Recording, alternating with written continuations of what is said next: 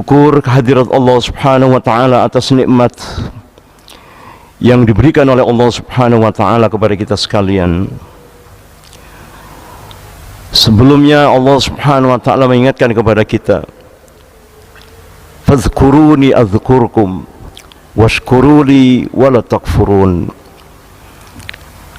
Allah mengingatkan kepada kita untuk senantiasa mengingat Allah Subhanahu wa taala dalam diri kita, dan pasti Allah pun akan mengingat diri kita di dalam diri Allah Subhanahu wa taala.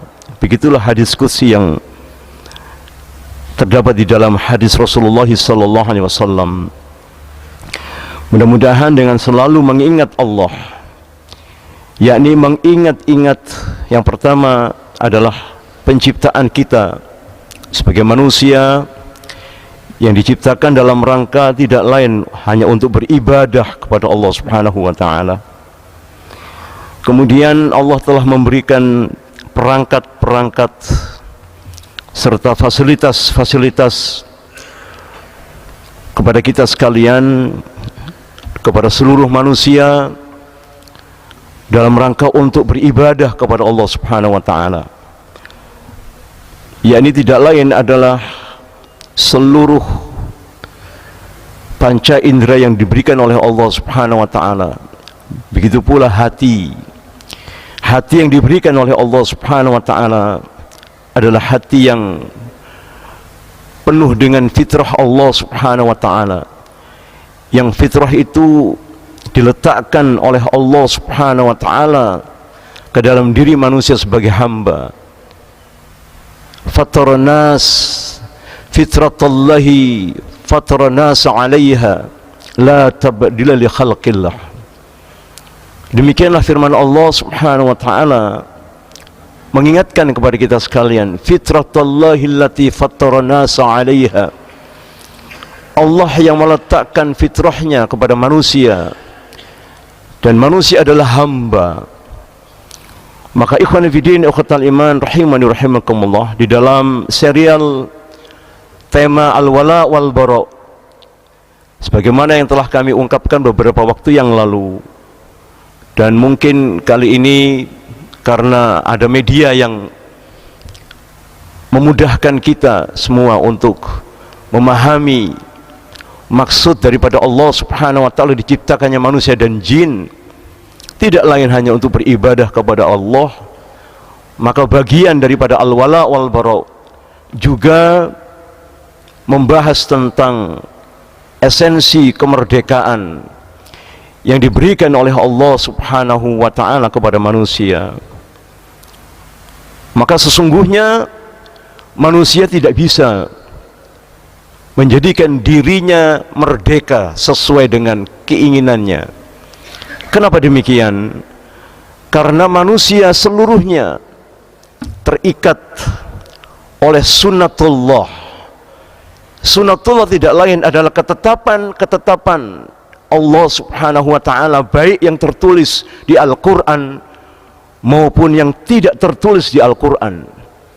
Itulah sunnatullah yang telah diletakkan oleh Allah Subhanahu wa taala sebelum Allah ciptakan langit dan bumi selama 50.000 tahun. Allah telah tetapkan sunnahnya, ditetapkan ketetapan Allah Subhanahu wa taala atas diri manusia.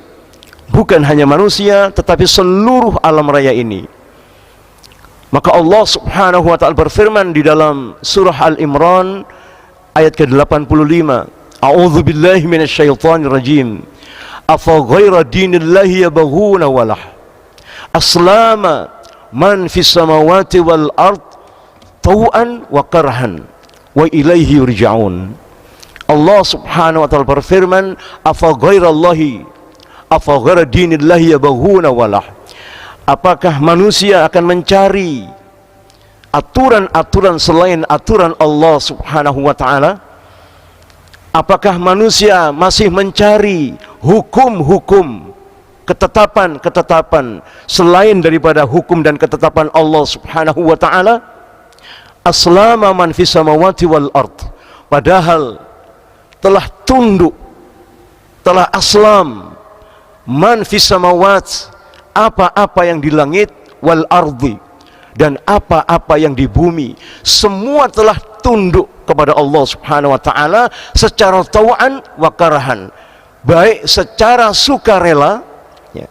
Jadi manusia ini kalau punya akal ya, sebagaimana Ibrahim, dia akan aslam secara sukarela setelah dia mengetahui hakikat Rabbul Alamin, Allah Subhanahu wa taala sebagai Rabb yang mengatur seluruh alam raya ini. Maka idh qala lahu, Allah ketika memanggil Ibrahim ya, idh qala lahu rabbuhu, dan ingatlah ketika Allah Subhanahu wa taala memanggil Ibrahim ya, untuk aslam, maka jawaban Ibrahim, aslamtu li rabbil alamin. Ibrahim secara sukarela mengatakan aslamtu. Aslamtu ini bukan sekedar retorika, tidak, tetapi penuh dengan kesadaran bahwa aslam, menyerah kepada Allah Subhanahu wa taala, adalah secara totalitas ya, tidak bisa ditawar. Kenapa demikian? Jika manusia tidak mau taat kepada Allah, tidak mau aslam, maka manusia akan secara terpaksa, dia akan ditundukkan oleh Allah Subhanahu wa taala dengan sistem yang sudah ditetapkan oleh Allah Subhanahu wa taala. Tidak mau tunduk dengan ketentuan Allah, aturan-aturan di muka bumi Allah ini, maka dia pasti akan terikat dengan aturan-aturan Allah yang mungkin belum atau tidak diungkapkan di dalam Al-Quran, tetapi secara kauniyah ya, secara faktual, ayat-ayat faktual, ayat-ayat kauniyah akan menjerat semua makhluk yang di langit dan bumi dengan hukum Allah Subhanahu wa taala. Misalkan benda mati, katakanlah HP ini, kalau dilemparkan ke atas, maka bersamaan dengan orang kafir dilempar ke atas, pasti jatuhnya pasti ke bawah. Semua akan terikat dengan hukum ini. Yang hukum ini mungkin tidak diungkapkan di dalam Al-Quran, tetapi Allah ciptakan hukum ini agar manusia menyadari bahwa seluruh apa-apa yang di langit dan apa-apa yang di bumi telah aslam. Maka para hadirin, sekali lagi, tidak ada kemerdekaan yang sesungguhnya bagi manusia. Maka dia pasti akan terikat dengan hukum-hukum Allah Subhanahu wa taala. Maka jika seseorang tidak mau terikat atau mengikatkan dirinya dengan hukum-hukum Allah Subhanahu wa taala seluruhnya, maka dia tinggal memilih dua pilihan yang berlaku pada diri manusia. Dia akan ditundukkan oleh hawa nafsunya sendiri, atau dia akan ditundukkan oleh hawa nafsunya orang lain ya. Mari kita buktikan kalimat ini para jamaah sekalian. Bagaimana kemudian ada manusia yang bisa tunduk dengan hawa nafsunya sendiri. Allah Subhanahu wa taala berfirman di dalam surah Al-Furqan ayat ke-43, a'udzubillahi minasyaitonir rajim. Bismillahirrahmanirrahim. A'udzubillahi minasyaitonir rajim. Bismillahirrahmanirrahim. Ara'aita man ittakhadha ilahahu hawahu afa anta qulu alaihi wakila am tahsabu annahum aktsaru yasma'un aw yaqilun inhum ila kal an'am bal hum adallu sabila. Surah Al-Furqan ini di dalam ayat 43 dan 44 ini kurang lebih Allah Subhanahu wa taala berfirman, ara'aita man ittakhadha ilahahu hawahu. Tidakkah kau perhatikan, wahai Muhammad, wahai kaum muslimin, Allah berfirman kepada Rasulullah sallallahu alaihi wasallam, tidakkah kau perhatikan, man ittakhadha ilahahu hawahu, tentang orang-orang yang menuhankan hawa nafsunya, yang beribadah kepada hawa nafsunya. Afa antakunu alaihi wakila. Kemudian Allah bertanya, maukah engkau menjadi wakil, menjadi teman, menjadi wali ya, untuk diletakkan wala itu kepada mereka? Maukah engkau menjadi teman-teman atau menjadikan mereka pemimpin bagimu, sementara mereka menuhankan hawa nafsunya? Afa antakunu alaihi wakila, apakah engkau mau menjadi teman-teman mereka ini? Am tahsabu an aktsaruhum yasma'un aw yaqilun. Am tahsabu, kata Allah, apakah engkau menyangka bahwa mereka itu anna aktsaruhum yasma'un aw yaqilun, mereka itu memiliki yasma' untuk mendengarkan, memiliki telinga untuk mendengarkan, aw yaqilun, atau memiliki otak untuk berpikir? Tidak, kata Allah. Mereka diberikan pendengaran, diberikan pemikiran, diberikan otak, mereka tidak mau gunakan pendengaran dan otak itu, sehingga nilai manusia saat itu kal an'am, kata Allah. Inhum illa kal an'am, sungguh mereka ini seperti binatang. Balhum adzal, bahkan mereka lebih sesat. Balhum adzallu sabila, ada kalimat sabila di belakangnya, yaitu jalan hidupnya. Cara hidupnya lebih sesat daripada binatang. Maka ikhwan fillah, ukhwatal iman, rahimani rahimakumullah, jika manusia tidak mau diatur oleh Allah Subhanahu wa taala, dan mereka menyangka bahwa Allah Subhanahu wa taala tidak bisa, bahkan tidak berhak untuk mengatur politik, mengatur sosial, budaya, persoalan bangsa dan negara, sehingga mereka merasa bisa menggariskan, bisa merasa membuat satu aturan, yang aturan itu kata Allah di dalam surat Asy-Syura ayat ke-21, am lahum syuraka syara'a lahum minad din ma lam ya'dzam bihillah laula kalimatul fasli laqudhiya bainahum. Apakah karena mereka memiliki satu perserikatan, sehingga dengan perserikatan itu mereka merasa bisa membuat atau menggariskan atau menentukan satu hukum, yang hukum itu malam ya'dzam bihillah, yang tidak pernah diizinkan oleh Allah Subhanahu wa taala. Laula kalimatul fasli laqudhiya bainahum, kalaulah bukan karena ketetapan Allah sudah inkrah, sudah selesai, maka pasti, kata Allah, aku azab mereka dengan neraka itu. Tapi neraka sudah diciptakan oleh Allah nanti di akhirat, bukan untuk di dunia ini. Seandainya neraka itu tidak diciptakan oleh Allah di akhirat, seandainya tidak ada akhirat kelak, pasti neraka itulah yang ditimpakan oleh Allah Subhanahu wa taala ke atas muka bumi ini. Kenapa? Karena mereka merasa bisa membuat aturan-aturan, yang aturan itu malam ya'dzam bihillah, tidak pernah diizinkan oleh Allah. Lalu bagaimana kenyataannya? Oh, banyak sekali perserikatan-perserikatan, termasuk perserikatan sepak bola dengan supporternya, bisa membawa manusia, menggiring manusia, merasa bisa menggariskan satu aturan, baik itu aturan di lapangan, di luar lapangan, ataupun yang lebih tinggi lagi, perserikatan bangsa-bangsa yang merasa bisa menentukan nasib bangsa lain. Sehingga kalimat inilah yang kemudian dipertanyakan oleh Allah Subhanahu wa taala di dalam surah Az-Zumar. Allah menyuruh Muhammad Rasulullah, Nabi kita sallallahu alaihi wasallam, untuk mempertanyakan kepada orang-orang kafir yang merasa bisa menggariskan satu aturan, satu hukum, yang hukum itu tidak pernah diizinkan oleh Allah Subhanahu wa taala. Allah berfirman di dalam surat Az-Zumar ayat ke-64 sampai dengan 65. A'udzubillahi minasyaitonir rajim. Qul afa ghairallahi ta'muruni a'budu ayyuhal jahilun. Katakan kepada mereka Muhammad, qul, katakan, afa ghairallahi ta'muruni a'budu ayyuhal jahilun. Katakan kepada mereka, hei orang-orang kafir, apakah kalian menyuruh aku untuk beribadah kepada selain Allah? Qul, katakan Muhammad, pertanyakan dengan pertanyaan ini, afa ghairallahi ta'muruni, apakah kalian memerintahkan aku untuk a'budu, untuk beribadah, untuk taat dan tunduk kepada selain Allah Subhanahu wa ta'ala? Ya ayyuhal jahilun, Hei orang-orang jahil, ya.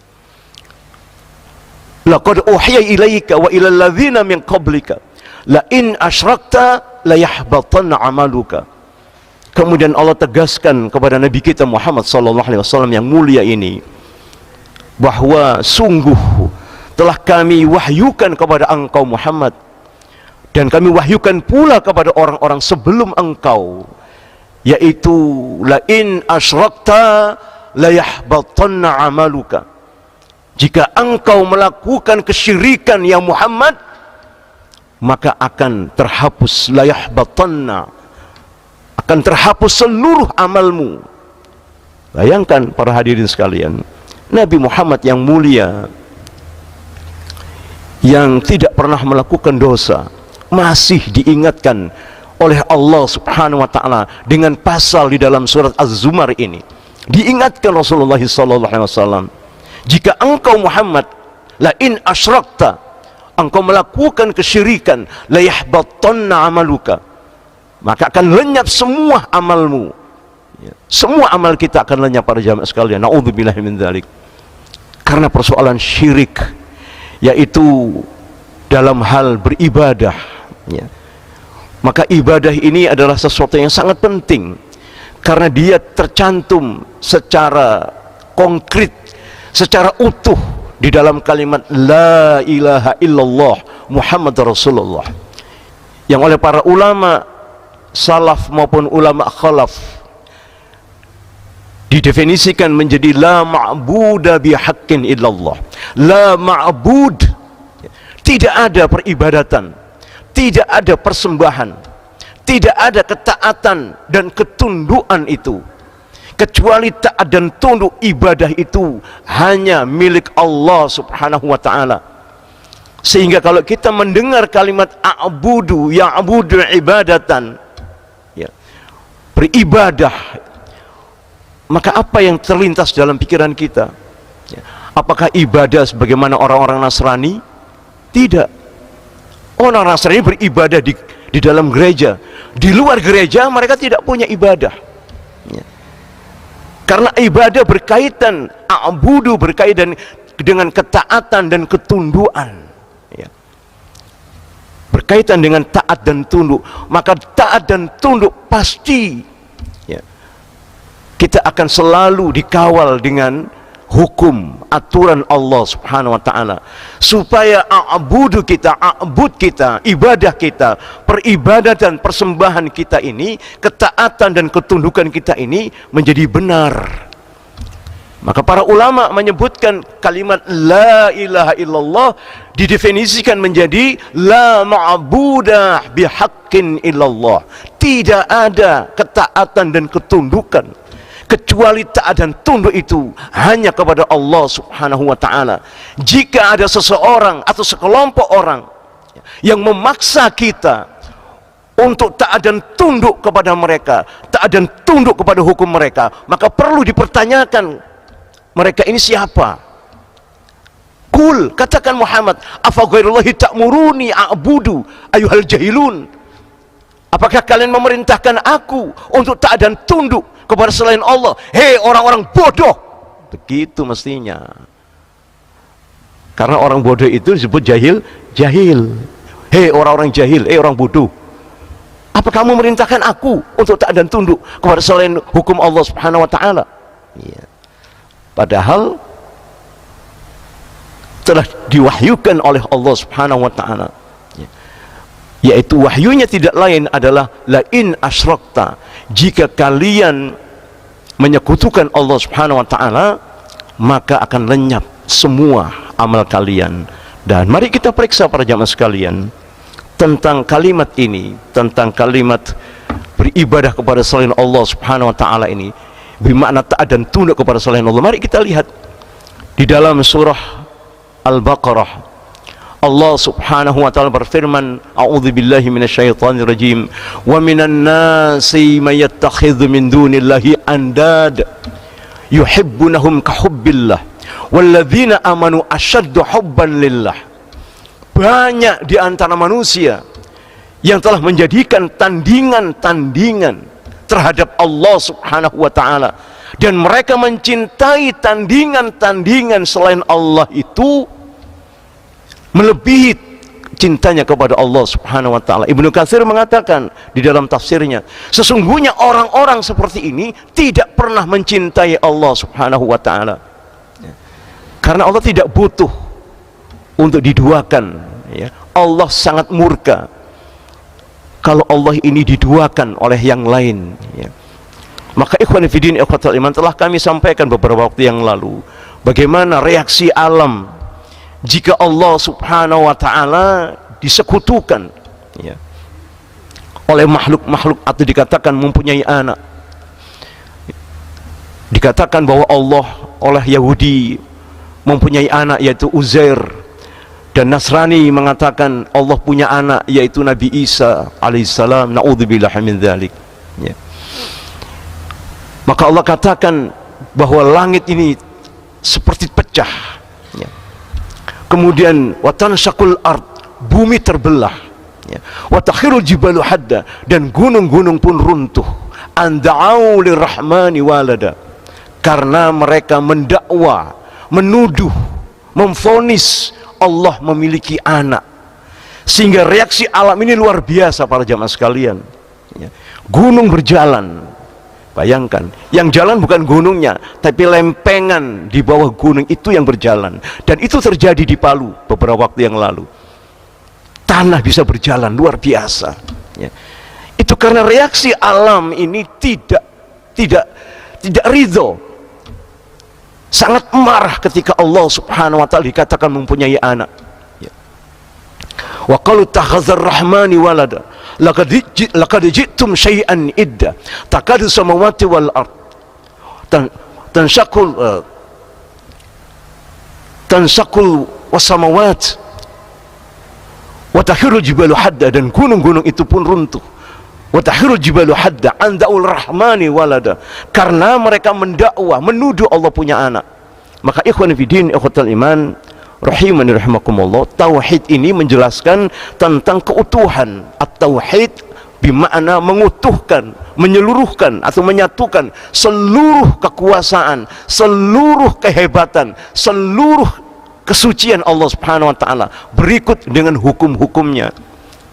Maka di dalam Al-Qur'an juga dikatakan inilah hukmu illa lillah, inilah hukmu illa lillah, sesungguhnya hukum itu hanya kepada Allah Subhanahu wa taala, hanya milik Allah Subhanahu wa taala.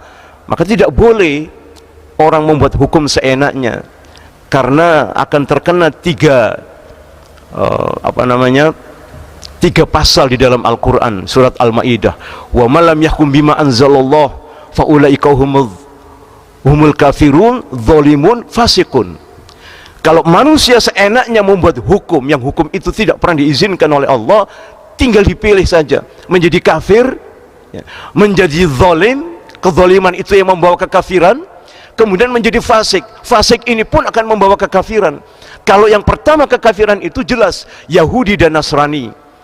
Kalau hukum itu dibuat seenaknya, maka manusia akan menjadi zalim, dia murtad karena kezalimannya, atau dia murtad karena kefasikannya. Na'udzubillah min dzalik. Maka sekali lagi para jamaah sekalian, mari kita periksa di dalam ayat ini bahwa di dalam, kembali kepada surat Az-Zumar, di dalam surat Al-Furqan, bahwa Allah Subhanahu wa taala menjadikan Allah Subhanahu wa taala menjadikan hukum-hukumnya ini, menjadikan ketetapannya ini, ya, untuk diikuti. Jika tidak, maka manusia tinggal memilih. Dia akan dijajah oleh hawa nafsunya sendiri, atau dia akan dijajah oleh hawa nafsunya orang lain. Maka jika manusia memilih merdeka semerdeka-merdekanya, maka pasti inhum ilakal an'am balhum adhallu sabila. Maka manusia pasti nilainya sama dengan hewan, bahkan cara hidupnya lebih sesat daripada hewan, ya. Padahal mereka telah diberikan nikmat yasma' au yaqilun, diberikan nikmat mendengar dan berpikir, tetapi karena mereka tidak menggunakan akalnya. Am tahsabu an aktsaru yasma'un au yaqilun, apakah kalian menyangka, apakah engkau menyangka ya Muhammad bahwa mereka itu memiliki pendengaran? Tidak. Apakah engkau menyangka bahwa mereka itu memiliki akal? Tidak. Mereka tidak memiliki pendengaran dan tidak memiliki akal. Bahkan mereka lebih sesat daripada binatang. Na'udzubillahi min dzalik. Maka ikhwan fillah ikhwatal iman, orang-orang yang mentaati aturan-aturan selain aturan Allah Subhanahu wa taala, maka pasti aturan itu dibuat berdasarkan hawa nafsu manusia, ya. Maka jika manusia memiliki kekuatan politik, kekuatan ekonomi, kekuatan sosial, budaya, bahkan kekuatan persenjataan, pasti manusia itu akan memaksa manusia yang lain untuk taat dan tunduk kepada mereka. Dan Rasulullah SAW telah memberikan satu solusinya, ya. Sampai Rasul mengatakan, ana umirtu an uqatilan nas hatta yashhadu an la ilaha illallah wa anna Muhammad Rasulullah. Sampai Rasulullah mengemukakan satu perintah dari Allah Subhanahu wa taala. Umirtu, aku diperintahkan oleh Allah, an uqatilan nas, untuk memerangi manusia, hatta yashhadu an la ilaha illallah wa anna Muhammad Rasulullah, sampai manusia itu bersaksi, bersyahadat bahwa tidak ada ilah yang berhak untuk ibadahi kecuali Allah, dan aku bersaksi mereka, aku adalah utusan Allah Subhanahu wa taala. Maka inilah ikhwan fillah ikhwatal iman, sampai Allah Subhanahu wa taala memerintahkan kepada Rasul kita Muhammad sallallahu alaihi wasallam untuk memerangi manusia. Jadi memerangi ini, mohon maaf jangan disalahpahami ya para jamaah sekalian, memerangi ini tidak langsung dibunuh, tidak, tapi diberikan aturan-aturan dari Allah Subhanahu wa taala, sebagaimana aturan itu diceritakan di dalam sejarah atau Sirah Nabawi, ya, tentang adanya piagam Madinah. Ada 47 pasal piagam Madinah. 23 pasal berlaku untuk orang-orang kafir, 24 pasal berlaku untuk kaum muslimin. Ya. Di antara 23 pasal itu, di sana disebutkan bagaimana orang-orang kafir itu diatur hidupnya.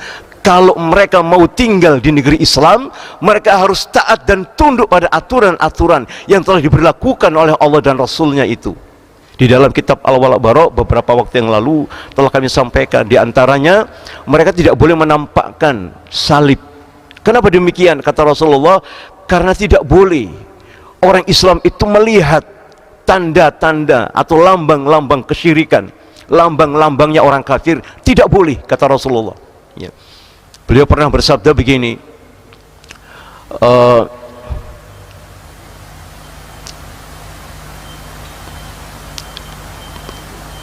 bahwa Rasulullah SAW pernah bersabda,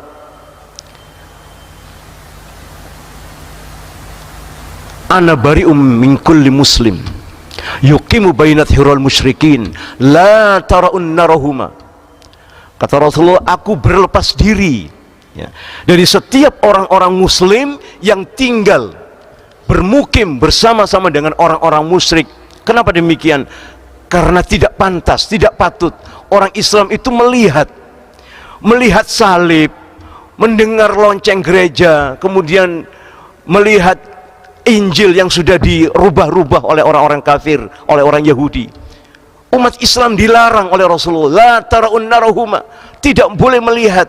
Dua syiarnya ini saling terlihat.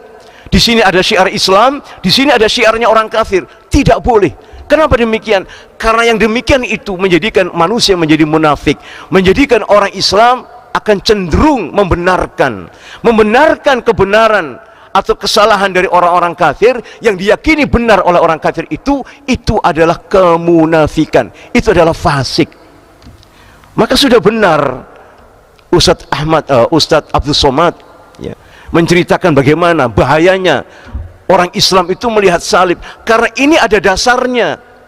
Dasar dari hadis Rasulullah SAW, ana bari'um min kulli muslim yuqimu bainat hirul musyrikin. Ya.